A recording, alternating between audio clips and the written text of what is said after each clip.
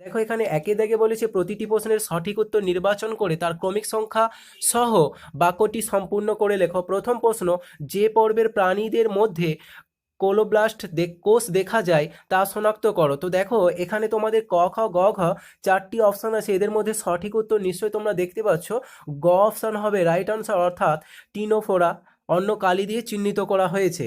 পরের কোশ্চেন দেখো, নিচের বক্তব্যগুলি পড়ো এবং সঠিক বক্তব্যটি চিহ্নিত করো।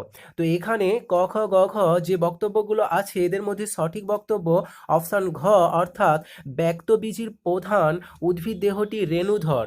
পরের কোশ্চেন, যে জোটটি সঠিক নয় সেটি নির্বাচন করতে হবে। এখানে সঠিক নয় বলেছে, তো এখানে দেখো গ অপশান, অর্থাৎ যেটা আছে তোমাদের ক্লোরেন কাইমাকোলা, সেখান থেকে হচ্ছে যে জীবিত কোষ উপস্থিত।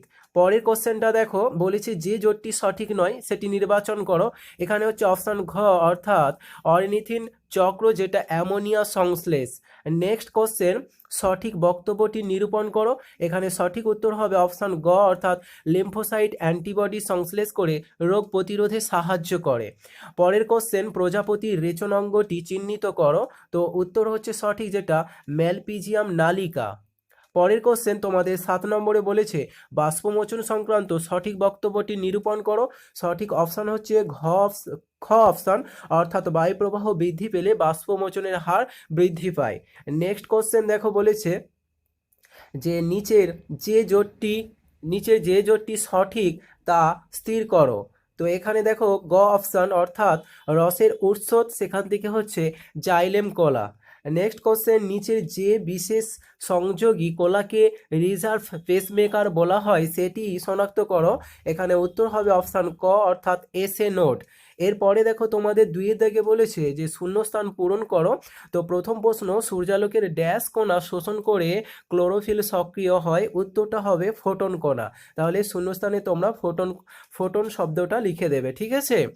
এর পরের প্রশ্ন দেখো বলেছে এ গ্রুপের ব্যক্তি রক্তে ড্যাশ অ্যাগ্লুটিনিন থাকে। তো এটা হবে অ্যান্টি বি বা বিটা অ্যাগ্লুটিনিন থাকে। পরের কোশ্চেন, পেঁপে গাছের তরুক্ষীরে নামক উৎসেচকে থাকে যা প্রোটিন পরিপাকে সাহায্য করে।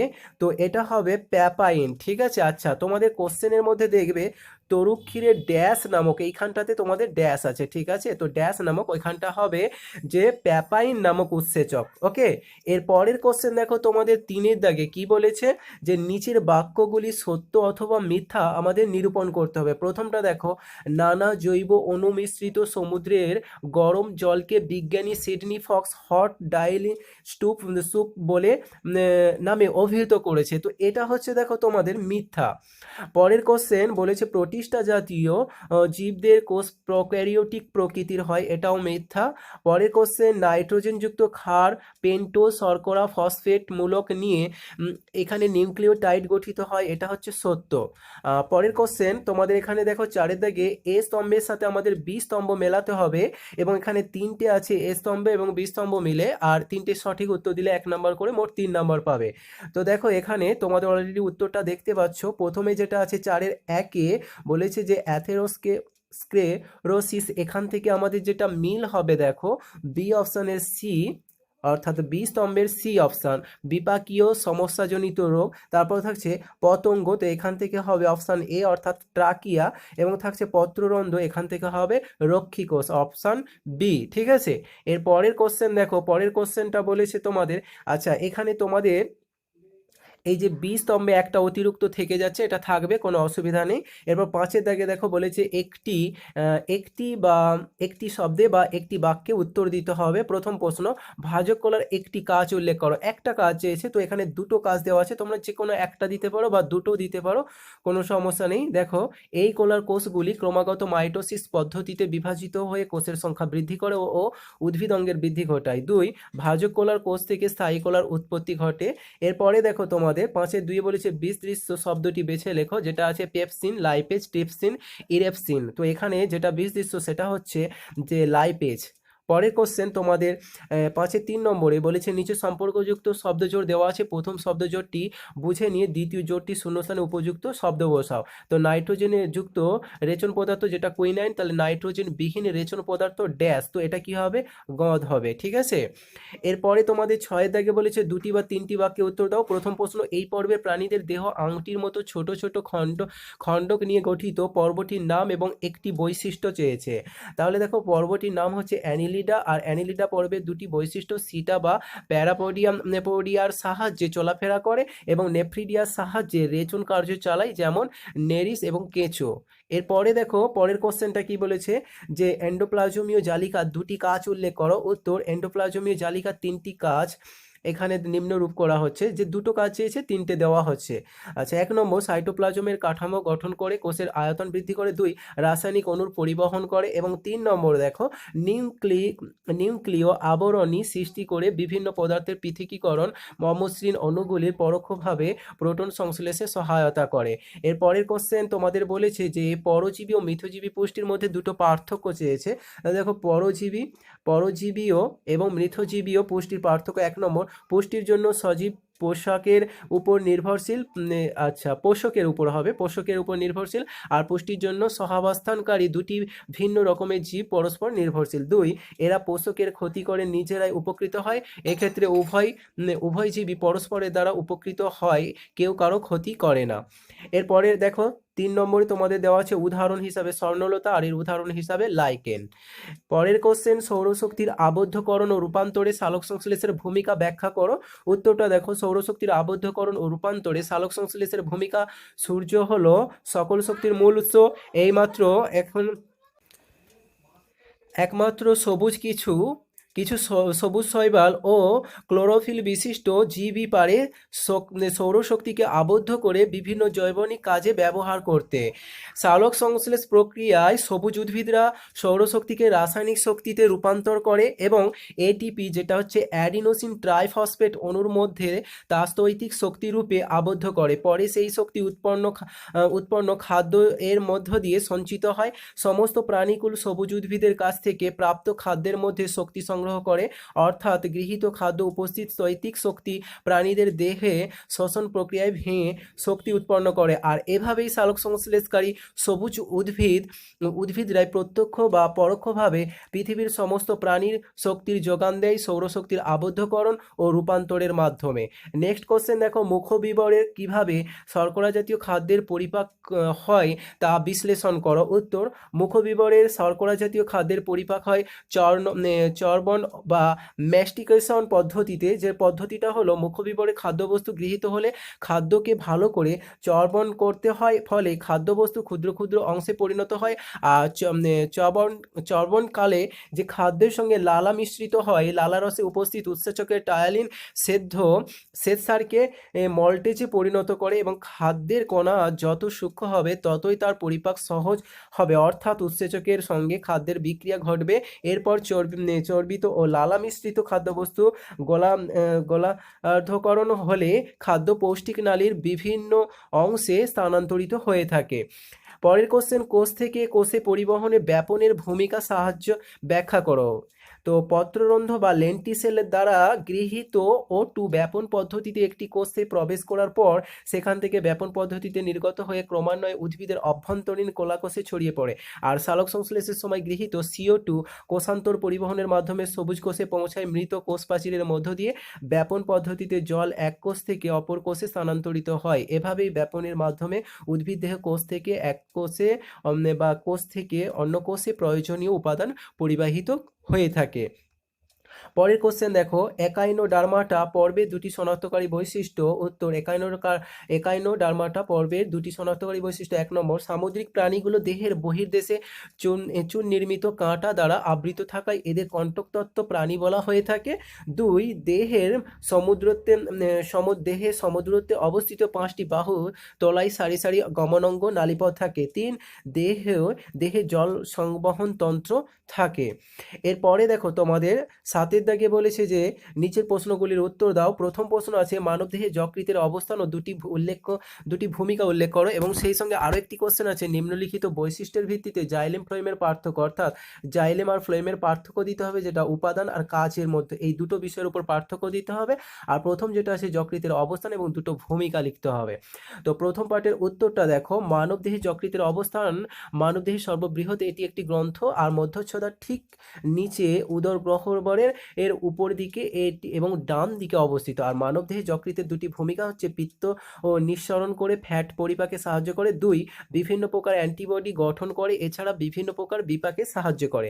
এরপরে দেখো তোমাদের সেকেন্ড পার্ট যে কোশ্চেনটা ছিল পার্থক্য চেয়েছিল, দেখো বৈশিষ্ট্য জাইলেম এবং ফ্লোয়েমের পার্থক্য। তো প্রথমত ছিল যেটা উপাদানের উপর, মৃত ও সজীব কোষ উপাদানগুলি হলো ট্রাকিট, জাইলেম তন্তু যেটা মৃত, আর প্যারেনকাইমা সজীব। ফ্লোয়েমে দেখো মৃত সজীব কোষগুলি হলো সিবনল, সঙ্গী কোষ, ফ্লোয়েম প্যারেনকাইমা যেটা সজীব, এবং ফ্লোয়েম তন্তু দেখো এই ফ্লোয়েম তন্তুর পর যেটা দেবে মৃত ব্যাকেটে দেবে। এবং তারপরে দেখো যেটা ছিল কাজ, তো কাজের দিক থেকে যে পার্থক্য সেটা হচ্ছে মূল থেকে পাতায় জল ও খনিজ লবণ পরিবহন করা, জল ও খাদ্য সঞ্চয় করে অঙ্গের দৃঢ়তা প্রদান করা। আর ফ্লোয়েমের ক্ষেত্রে দেখো তৈরি করা খাদ্যবস্তুকে উদ্ভিদ দেহের বিভিন্ন অংশে সরবরাহ করে, খাদ্য সঞ্চয় করা, অঙ্গের দৃঢ়তা প্রদান করা। ঠিক আছে, পরের কোশ্চেন বলেছে উদ্ভিদ দেহে কোনো নির্দিষ্ট রেচনাঙ্গ থাকে না, তাহলে উদ্ভিদ কিভাবে রেচন পদার্থ ত্যাগ করে বলে তোমার মনে হয়? রক্ততঞ্চন কিভাবে ঘটে থাকে তা ব্যাখ্যা করো। তো উত্তরটা দেখো, প্রথম পার্টটা যেটা ছিল উদ্ভিদ দেহে নির্দিষ্ট কোনো রেচনাঙ্গ থাকে না, কিন্তু উদ্ভিদেরা নিম্নলিখিত উপায়ে রেচন পদার্থ ত্যাগ করে থাকে, যথা পত্রমোচন। ঠিক আছে, বিভিন্ন পর্ণমোচী উদ্ভিদ যেমন সিরিস, আবলুস, আমড়া, শিমুল, সজনে ইত্যাদি পাতা বছরের নির্দিষ্ট ঋতুতে ঝরে পড়ে, আর এই ঝরে পড়া পাতার মধ্য দিয়ে পাতায় সঞ্চিত রেচন পদার্থ ত্যাগ করে। আর অন্যান্য চিরহরিত উদ্ভিদরা সারা বছরের মধ্যে অল্প বিস্তর পত্রমোচনের দ্বারা রেচন পদার্থ ত্যাগ করে। বাকল মোচন, তারপরের পয়েন্টটা দেখো বাকল মোচন। আচ্ছা, তোমরা এই পয়েন্টগুলো কিন্তু একটু নিচে নিচে করো, পাশাপাশি হয়ে গেছে। তো এই যে পত্র মোচন এই পয়েন্টটা তোমরা নিচে করবে, এবং এটা শেষ হয়ে গেলে ঠিক তার নিচে যেটা করবে যে বাকল মোচন, এই যে বাকল মোচন এই পয়েন্টটা তোমরা একটু নিচে করে নিও। তো কিছু উদ্ভিদ যেমন পেয়ারা, অর্জুন প্রভৃতি গাছের ছাল বা বাকল মোচনের মাধ্যমে তাদের ত্বকে সঞ্চিত রেচন পদার্থ ত্যাগ করে থাকে। এর পরের পয়েন্টটা হবে তোমাদের ফল মোচন। তেঁতুল, আপেল, লেবু ইত্যাদি ফলে সঞ্চিত টার্টারিক অ্যাসিটিক অ্যাসিড বা অ্যাসিটিক এর মতো কিছু জৈব অ্যাসিড রেচন পদার্থ হিসাবে ত্যাগ করে থাকে ফল ঝরে পড়ার মাধ্যমে। এরপরে দেখো সেকেন্ড পার্ট যে কোশ্চেনটা ছিল, বলেছিল যে রক্ততঞ্চন এর বিভিন্ন পর্যায়। তো রক্ততঞ্চন ঘটে থাকে মূলত 3টি ধাপে। প্রথম ধাপ আঘাতপ্রাপ্ত স্থান থেকে এবং ফেটে যাওয়া অনুচক্রিকা থেকে থ্রম্বোপ্লাস্টিন নিঃসৃত হয়, আর এই থ্রম্বোপ্লাস্টিন ক্যালসিয়াম আয়নের সঙ্গে মিলিত হয়ে প্রথমবিন নামক উৎসেচক গঠন করে, যেটা হচ্ছে যে থ্রম্বোপ্লাস্টিন প্লাস CA প্লাস প্রথমবিন। এরপরে দেখো দ্বিতীয় ধাপ যেটা থাকছে যে প্রথমবিন যেটা উৎসেচক হয়ে থাকে আর হেপারিনের ক্রিয়ায় বিনষ্ট করে এবং প্রথমবিনকে গ্রোমবিনের পরিণত করে, যেটা প্রথমবিনকে ফ্যাক্টর X বলা হয়ে থাকে। এখান থেকে দেখো তোমরা তীরচিহ্ন দিয়ে এটা লিখে দেবে। এবং তৃতীয় ধাপটা তোমরা এখানে দেখো, তো তৃতীয় ধাপে বলা হচ্ছে যে গ্লোম্বিন ফাইব্রিনোজেন এর সঙ্গে মিলিত হয়ে ফ্রাইবিন গঠন করে। ফ্রাইবিন জালক রক্তকণিকাগুলো আটকে যায় এবং জেলির মৃত তঞ্চিত রক্ত বা ক্লট গঠন করে থাকে। এর পরের কোশ্চেন দেখো, তোমাদের বলেছে মানবদেহে মূত্র সৃষ্টিতে নেফ্রনের ভূমিকা এবং সেই সঙ্গে মানবদেহে লসিকার দুটি ভূমিকা লিখতে হবে। উত্তর, মূত্র সৃষ্টিতে নেফ্রনের ভূমিকা নিম্নে আলোচনা করা হলো। 1 নম্বর, গ্লোমেরুলাসে রক্তের পরিস্রাবণ, যেটা হচ্ছে পরিস্রাবণ দেহের কোলাকোষে উৎপন্ন রেচন পদার্থ রক্তের মধ্যে করে, যেটা ধমনীয় এবং শাখা বা তার শাখা দ্বারা বাহিত হয়ে নেফ্রনে আসে, এবং নেফ্রনে থেকে গ্লোমেরুলাস অংশে কার্যকরী পরিস্রাবণ চাপের প্রভাবে রক্তে পরিস্রাবণ ঘটে। এর ফলে রক্তকণিকা প্রোটিন, ফ্যাট ছাড়া বিভিন্ন রেচন বস্তু, লবণ, শর্করা, জল ব্যাপন প্রক্রিয়া ব্যাউম্যান ক্যাপসুলে আসে। এই পরিশ্রুত তরলকে গ্লোমেরুলাসে পরিশ্রুত বলা হয়ে থাকে। থাকে। 2 নম্বর পয়েন্ট দেখো, বিক্রিয় নালিকা দ্বারা পুনঃশ্বসন পরিশ্রুত তরল ব্যয়মান ক্যাপসুল থেকে বিক্রিয় নালিকায় প্রবেশ করে বিক্রিয় নালিকার বিভিন্ন অংশের মধ্য দিয়ে যাওয়া সময় দেহের পক্ষে প্রয়োজনীয় বস্তুসমূহ যেমন গ্লুকোজ ও অ্যামাইনো অ্যাসিড, লবণ ও অধিকাংশ জল এই পরিভূত হয়ে থেকে পুনঃশোষিত হয়ে রক্তে ফিরে যায়। 3 নম্বর দেখো, বিক্রিয় নালিকার ক্ষরণ, বিক্রিয় নালিকার গাত্র সংলগ্ন Kaushik plus ion, k plus ion এবং অজৈব ফসফেট, সালফার গঠিত বিভিন্ন যৌগ ক্ষরণ করে এবং এগুলি বিক্রিয় নালিকার তরলের সঙ্গে মিশে যায়। 4 নম্বর পয়েন্ট দেখো, তোমাদের এখানে পাশে হয়ে গেছে, নিচে দিয়ে দেবে। আচ্ছা, নতুন পদার্থ সৃষ্টি, যেটা হচ্ছে বিক্রিয় নালিকার এপিথেলিয়াম কোষগুলো অ্যামোনিয়া, হিপিউরিক অ্যাসিড এবং বেনজেনিক অ্যাসিড ইত্যাদি সৃষ্টি করে বিক্রিয় নালিকার তরলে মিশিয়ে দেয়। এইভাবে রক্তে পড়া, পরিস্রাবন, পুনঃশ্বসন এবং বিক্রিয় নালিকা ক্ষরণ ও নতুন পদার্থ সৃষ্টির মাধ্যমে মূত্র উৎপাদিত হয়। এর পরের যে সেকেন্ড পার্ট কোশ্চেন ছিল, মানবদেহে লসিকার দুটি কাজ। তো 1 নম্বর দেখো, কোলারসের গঠন বজায় রাখে। কোলারসের রক্ত থেকে আগত প্রোটিনের প্রধান অংশ লসিকা দ্বারা রক্তে ফিরে যায়, আর ফলে কোলারসে প্রোটিনের ঘনত্ব বজায় থাকে। 2, লসিকায় অবস্থিত লিম্ফোসাইট কোষে প্রবিষ্ট ব্যাকটেরিয়া বা অন্য অ্যান্টিজেন ধ্বংস করে। তো এই ছিল তোমাদের মডেল অ্যাক্টিভিটি টাস্ক পার্ট 8, যেটা সম্পূর্ণ সমাধান দেওয়া হলো। দেখো এখানে তোমাদের একের দাগে বলেছে ঠিক উত্তর নির্বাচন করো। তো এখানে একের দাগে তোমাদের মোট 8টি প্রশ্ন আছে, প্রত্যেকটা সঠিক উত্তরের জন্য থাকবে 1 নাম্বার করে। প্রথম প্রশ্ন, নিচে যেটি পরিমাপযোগ্য ভৌত রাশি নয় সেটি হচ্ছে অপশান গ, অর্থাৎ একটি ন্যাপথালিন বলের গন্ধ। পরের কোশ্চেন বলেছে আইসোবারদের ক্ষেত্রে নিচের যে কথাটি ঠিক তা হলো এদের ভর সংখ্যা সমান। এর পরের কোশ্চেন দেখো, এখানে কি বলা হচ্ছে না ভর বেগের মাত্রীয় সংকেত। তো মাত্রীয় সংকেতটা এখানে দেখো ml(T⁻⁻1), ঠিক আছে। পরের কোশ্চেন বলেছে জলের যে ধর্মের জন্য একটি ছোট পোকা জলের উপরিতলে হেঁটে বেড়াতে পারে সেটা হচ্ছে জলের পৃষ্ঠটান। পরের কোশ্চেন, শক্তির মাত্রীয় সংকেত কি? তো এখানে অপশান গ, অর্থাৎ ml(T⁻2) এবং T⁻²। পরের কোশ্চেন, এখানে বলেছে যে কোনো স্প্রিংয়ের বল ধ্রুবক এর একক হলো, তো এখানে অ্যান্সারটা দেখো N/m। পরের কোশ্চেন, গাঢ় ও উত্তপ্ত নাইট্রিক অ্যাসিড ও তামার বিক্রিয়ায় নাইট্রোজেনের যে অক্সাইড উৎপন্ন হয় তা হলো NO2, অপশান গ রাইট আনসার। পরের কোশ্চেন, একটি বলকে খাড়াভাবে উপর দিকে ছোড়া হলো, যাত্রাপথের সর্বোচ্চ বিন্দুতে বলটির স্থিতিশক্তি সর্বাধিক। পরে তোমাদের দেখো 2 দাগে এখানে কি বলেছে, শূন্যস্থান পূরণ করো। এখানে তোমাদের মোট 3টি প্রশ্ন আছে, প্রত্যেকটার জন্য 1 নাম্বার করে থাকছে। প্রথমটা, বিস্তৃত দশা কঠিন ও বিস্তার মাধ্যম তরল এমন একটি কলয়েডীয় মিশ্রণের উদাহরণ হলো ড্যাশ। তো এটা হবে নদীর ঘোলা জল। পরের কোশ্চেন বলেছে যে জলে সাবান দিয়ে প্রাপ্ত দ্রবণের পৃষ্ঠটান বিশুদ্ধ জলের চেয়ে ড্যাশ কম। পরের কোশ্চেন, এসআই পদ্ধতিতে ক্ষমতার একক হলো ড্যাশ জুল পার সেকেন্ড। এরপর তোমাদের 3 দাগে কি বলেছে, বাক্যগুলি সত্য অথবা মিথ্যা নিরূপণ করতে হবে। তো প্রথম প্রশ্ন দেখো, আপেক্ষিক ঘনত্ব একটি এককহীন রাশি, এটা হবে সত্য। পরের প্রশ্ন, একটি বস্তু RCM বা সেন্টিমিটার ব্যাসার্ধের বৃত্তাকার পথের অর্ধেক অতিক্রম করলে তার সরণ হবে RCM, তো এটা হচ্ছে মিথ্যা। পরের কোশ্চেন বলেছে দেখো, সি যার ভর সংখ্যা আছে 12 এবং স্কেলের ক্লোরিন পারমাণবিক গুরুত্ব যেটা 35.453 হলে একটি ক্লোরিন পরমাণুর ভর হবে 35.453 এও, তো এটা হচ্ছে সত্য। পরের কোশ্চেন, ব্যারোমিটারের পাঠ দ্রুত কমতে থাকলে বোঝা যায় যে নিম্নচাপের সৃষ্টি হবে, এটা হচ্ছে সত্য। যে দ্রবণে মিথাইল অরেঞ্জের রং হলুদ তার পিএইচ হচ্ছে যে 7 এর কম, তো এটাও হচ্ছে সত্য। তারপর বলছে কার্যকর একটি ভেক্টর রাশি, সেটা হচ্ছে একটি ভেক্টর রাশি, এটা হচ্ছে মিথ্যা। এরপরে তোমাদের দেখো এখানে 4 দাগে বলেছে একটি শব্দে বা একটি বাক্যে উত্তর দিতে হবে। প্রথমটা বলেছে এসআই এককে 1 মোল পরিমাণ কার্বন ডাই অক্সাইডের ভর কত? তো এসআই এককে 1 মোল পরিমাণ কার্বন ডাই অক্সাইডের ভর হচ্ছে 44 × 10⁻³ কেজি। তারপরেটা দেখো 2 নম্বরে বলেছে রাবার ও ইস্পাতের মধ্যে কোনটি ইয়ং গুণাঙ্কের মান বেশি? তো এখানে রাবার ও ইস্পাতের মধ্যে ইস্পাতের ইয়ং গুণাঙ্কের মান হচ্ছে বেশি। পরের কোশ্চেন, একটি অ্যাসিড লবণের সংকেত দিতে হবে। তো এখানে দেখো একটি অ্যাসিড লবণের সংকেত হচ্ছে NaHCO3, যেটা হচ্ছে সোডিয়াম বাইকার্বনেট। পরে তোমাদের 5-এর দাগে বলেছে সংক্ষিপ্ত উত্তর দাও। প্রথম প্রশ্ন, এসটিপিতে হাইড্রোজেন গ্যাসের ঘনত্ব 0.0898 গ্রাম পার লিটার হলে এসআই এককের ঘনত্বের মান নির্ণয় করতে হবে আমাদেরকে।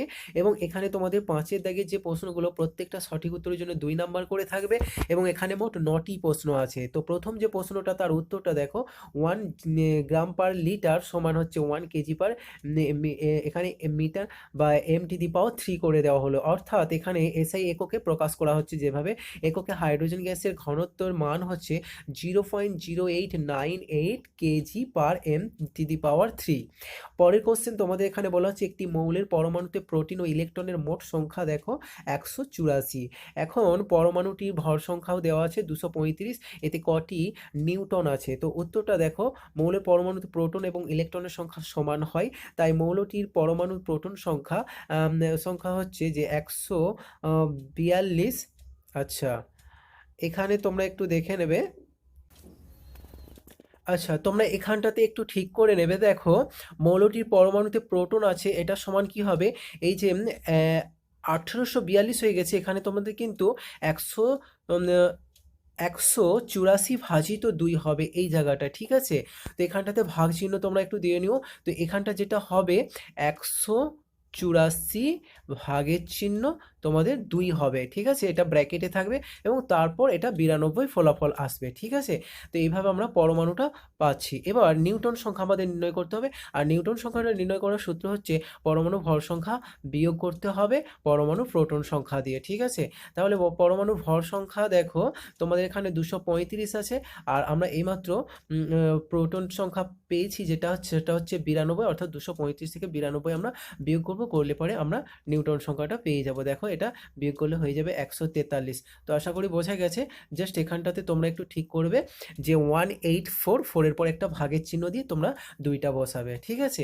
এর পরের কোশ্চেন দেখো, তোমাদের এখানে 5-এর 3 নম্বরে বলেছে কি, যে 1 লিটার দ্রবণে 18 গ্রাম গ্লুকোজ, আণবিক ওজন যার আছে 180।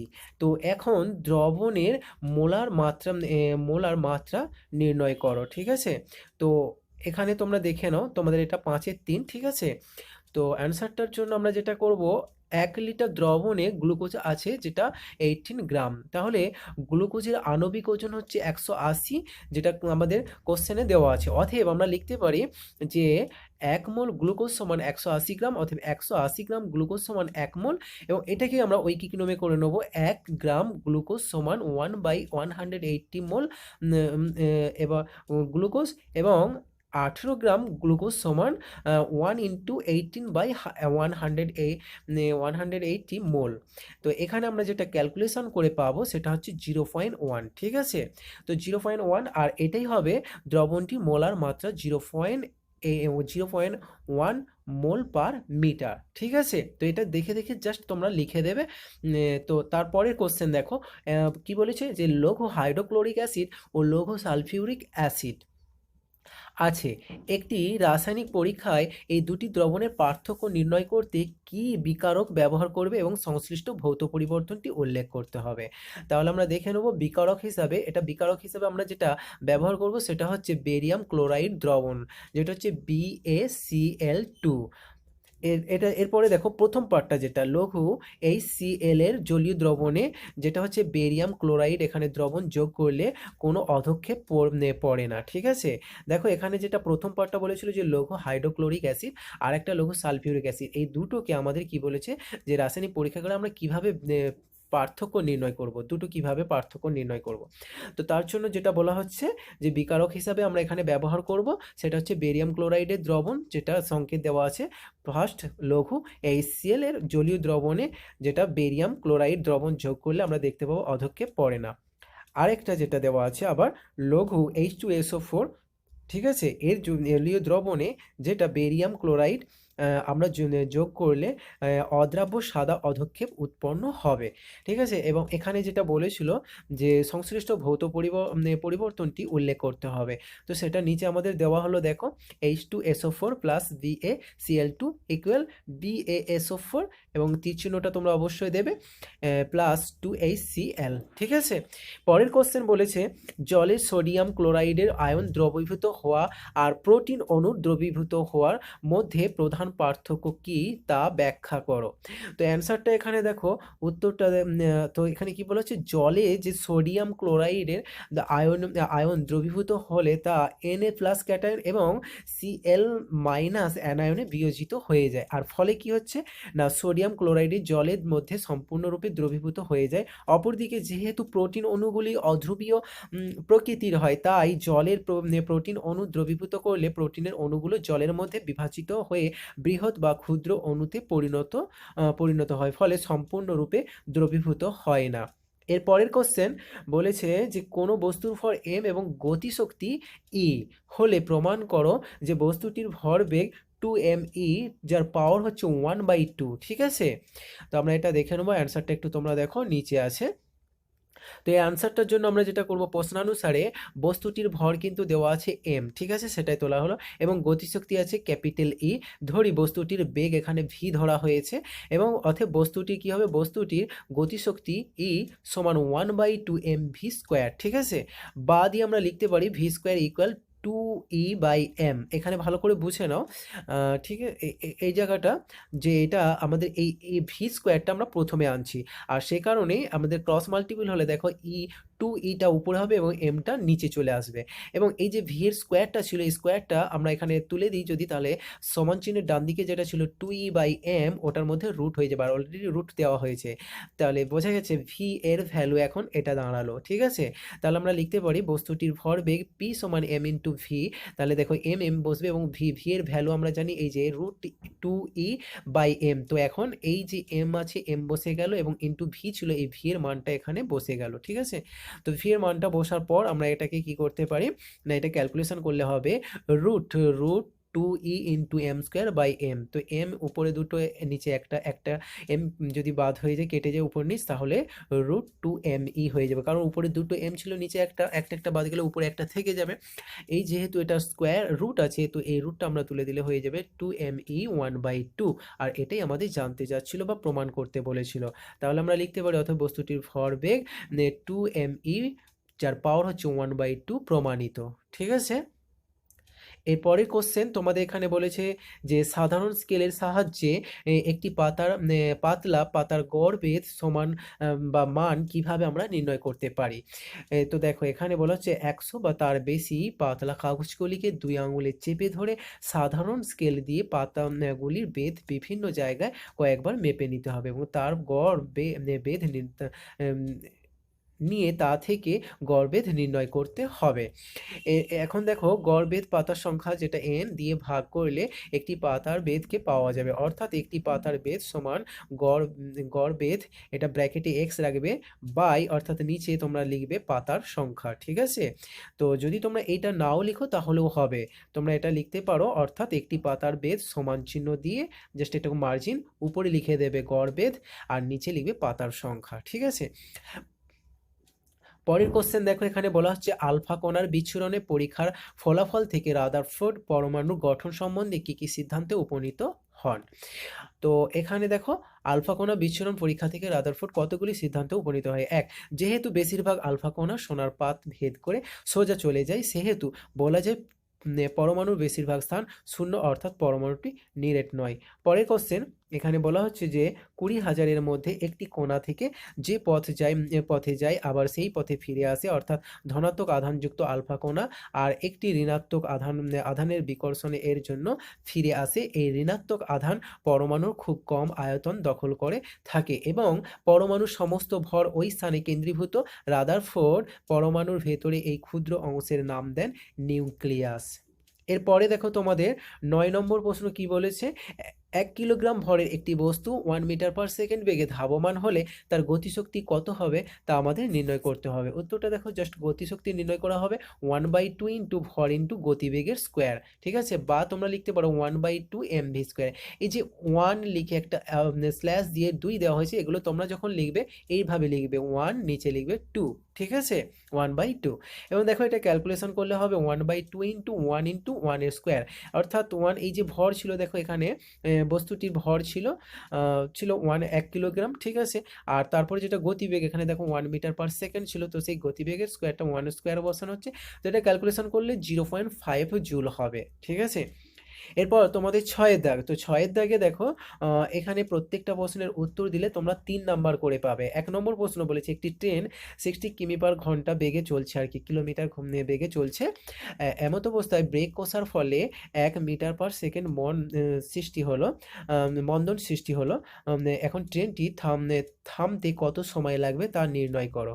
এর উত্তরটা দেখো, প্রাথমিক বেগ যেটা ইউ লেটার দ্বারা প্রকাশ করা হচ্ছে, যেটা 60 কিমি পার আওয়ার ছিল, তো এইটাকে আমাদের কি করতে হবে, মিটার পার সেকেন্ডে প্রকাশ করে দিতে হবে। তাহলে আমরা 60 কিলোমিটার এটাকে মিটার প্রকাশ করলে 60,000 হবে, এবং যেহেতু এটা আওয়ার্স ঘন্টায় ছিল, আমরা সেকেন্ডে প্রকাশ করে দেবো, অর্থাৎ 3600 সেকেন্ডে 1 ঘন্টা হয়, বা 1 ঘন্টা সমান 3600 সেকেন্ড। এটা সমান আমরা দেখো উপর নিচ যদি একটা কাটাকাটি করে দিই তাহলে 100/6 থাকবে মিটার পার সেকেন্ড স্কোয়ার, ঠিক আছে। এরপর দেখো অন্তিম বেগ যেটা হচ্ছে ভি দ্বারা প্রকাশ করা হচ্ছে, এবং 0, আর মন্দন এ যেটা হচ্ছে 1 মিটার পার সেকেন্ড স্কোয়ার, ঠিক আছে। তো দেখো মন্দনটা দেওয়া ছিল দেখো, ঠিক আছে, যে 1 মিটার পার সেকেন্ড। এরপরে তোমাদের যেটা লেখা হচ্ছে যে সময় টি, অর্থাৎ এই সময়টাই আমাদের জানতে যাচ্ছে। তো আমরা জানি কি ভি ইকুয়াল ইউ মাইনাস এটি, তো এই ফর্মুলা অনুযায়ী আমরা জাস্ট মানগুলো উপরে যে তথ্যগুলো নিয়েছি এই তথ্যগুলো আমরা এখানে বসিয়ে দেবো। তো ভি এর ভ্যালু দেখো 0 আছে, 0 বসে যাবে। ইউ ইউ দেখো এখানে কি আছে না, ইউটা যেটা আছে দেখো উপরে দেখো, এই যে ইউ এর ভ্যালু দেওয়া আছে 100/6, তো এখানে 100/6 বসে যাবে, এবং মাইনাস দিয়ে দেখো এ ইন্টু কিন্তু টি আছে, তো এফ বলতে এখানে দেখো মন্দন যেটা 1 ছিল 1 বসে যাবে ইন্টু টি, তাহলে এখন 1 ইন্টু টি এটা মাল্টিপল করলে আমাদের টি হবে। তো আমরা এখানে কি করেছি দেখো, টিটা বাম দিকে নিয়ে চলে এসেছি, এবং এই যে 100/6 ছিল, এটা আমাদের কি হবে 100/6, এটা কাটাকাটি হয়ে আমরা 2 দিয়ে কাটতে পারি, 2 3 6, 2 5 1, তাহলে 50 3 হচ্ছে। তো এটাকে আমরা যদি পূর্ণ সংখ্যা ভেঙে দিই তাহলে হয়ে যাবে 16 পূর্ণ 2 এর 3, তাহলে টি এর ভ্যালু এটাই আসছে। তাহলে আমরা উত্তরটা লিখে দিতে পারি, ট্রেনটি থামাতে 16 পূর্ণ 2 এর 3 সেকেন্ড সময় লাগে, ঠিক আছে। এর পরের কোশ্চেনটা দেখো, বলেছে যে একটি জৈব যৌগের ভর অনুপাতে 0.031% ফসফরাস আছে। যদি ওই যৌগটির একটি অণুতে একটি ফসফরাস পরমাণু থাকে, তাহলে যৌগের মোলার ভর নির্ণয় করতে হবে, এবং তোমাকে দেওয়া আছে যেটা পি এর ভ্যালু, এবং যৌগটির অণুর আয়তন সম্বন্ধে তুমি কি বলতে পারো, ঠিক আছে, দুটো এখানে উত্তর চেয়েছে। তো উত্তরটা দেখো, জৈব যৌগের ভর অনুপাতে 0.013% ফসফরাস আছে, ঠিক আছে। আমরা বলতে পারি এখানে যে 0.031 গ্রাম ফসফরাস আছে, যেটা 100 গ্রাম জৈব যৌগে, যেহেতু এটা পার্সেন্টেজের চিহ্ন আছে তার মানে এটা 100-এ বোঝায়, 100-এর মধ্যে। তাহলে তারপর আমরা যেটা লিখবো 1 গ্রাম ফসফরাস আছে, যেটা 100/0.031 আছে, এবং 31 গ্রাম ফসফরাস আছে, যেটা উপরের এই ভগ্নাংশের সাথে জাস্ট এই যে 31 আসলো সেটা উপরে ক্রস মাল্টিপল চিহ্ন হয়ে বসে যাবে। তো এইখানটা তোমরা দেখতে পাচ্ছ 100 ইন্টু 31/0.031, ক্যালকুলেশন করলে আসবে এটা দেখো একক দশক শতক হাজার অযুত লক্ষ, 1 লক্ষ গ্রাম, ঠিক আছে। এখানে আমাদের এটা আসলো। এবার আমরা লিখতে পারি যেহেতু ফসফরাসের আণবিক ভর 31, এটা কিন্তু যেহেতু চিহ্ন আছে, যেহেতু চিহ্নটা কেমন হয়, উপরে দুটি সমান হবে এবং নিচে একটা হবে, ঠিক আছে, যেটা অথেব তার ঠিক উল্টে যাবে চিহ্ন, অথেব চিহ্নের। তারপরে দেখো অথেব যৌগের মোলার ভর হবে তাহলে কি 1 লাখ গ্রাম। তাহলে আমরা লিখতে পারি অথেব এখানে অ্যাভোগাড্রোর সূত্রানুযায়ী যৌগটিতে 6.023 ইন্টু 10⁻23 অণুর আয়তন হবে 22.4 লিটার। তাহলে একটি অণুর আয়তন কত হবে? তো সেটা আমরা নির্ণয় করে নেব। এখানে দেখো 22.4/6.023 ইন্টু 10⁻23। তো এটা আমাদের ক্যালকুলেশন করলে যেটা পাবো 3.72 ইন্টু 10⁻⁻23 লিটার। ঠিক আছে, এটাই হয়ে যাবে আমাদের কিন্তু উত্তর। ঠিক আছে, এর পরের কোশ্চেন তোমাদের 3 নম্বরে বলেছে একটি হালকা ও একটি ভারী বস্তু কি বলেছে যথাক্রমে স্মল এম এবং ক্যাপিটাল এম দ্বারা প্রকাশ করা হয়েছে। বস্তু দুটির ভরবেগ সমান হলে কোনটির গতিশক্তি বেশি হবে তা নির্ণয় করতে হবে। ঠিক আছে, তো এর উত্তরটা দেখো, এখানে হালকা বস্তুর ভর দেওয়া আছে প্রথমে স্মল এম এবং ভারী বস্তুটার ভর দেওয়া আছে ক্যাপিটাল এম। ধরি বস্তু দুটির ভরবেগ পি এখানে ধরা হয়েছে এবং হালকা বস্তুর গতিশক্তি কি হবে, ই ওয়ান আছে, দেখো ই ওয়ান সমান p²/2m এবং এটা ডট ডট 1 নম্বর, এবং ভারী বস্তুর গতিশক্তি হবে ই টু সমান p²/2m ডট ডট 2 নম্বর। এখানে দেখো স্মল এম এটা ক্যাপিটাল এম আছে। এখন আমরা যেটা করব 1 নম্বর আর 2 নম্বর ভাগ করব, অর্থাৎ এই যেটা পাওয়া গেছে এটার সাথে এই অংশটা আমরা ভাগ করে দেবো। তো ভাগ করলে আমরা কি পাবো, দেখো E1/E2 উপর নিচে বসানো মানে ভাগ হচ্ছে সমান, আবার এই যে p²/2m স্মল এম আছে এবং ক্যাপিটাল এম আছে, এটাকে খেয়াল করবে। ঠিক আছে, এটা বসানো হলো। এরপরে যেটা আমরা করব, দেখো এই যে এটা আছে এটা আমরা পরবর্তী স্টেপে যেটা করতে পারি, যে উপরের p²/2 স্মল এম বসে গুণের চিহ্ন হবে এবং নিচের এই যে p²/2 ক্যাপিটাল এম ছিল এটা তখন কি হয়ে যাবে না উল্টে যাবে, যেহেতু নিচের ভগ্নাংশ তাই এটা উল্টে কি হচ্ছে 2mটা উপরে যাবে এবং p² নিচে আসবে। এখন এই p² কি হবে, কেটে যাবে।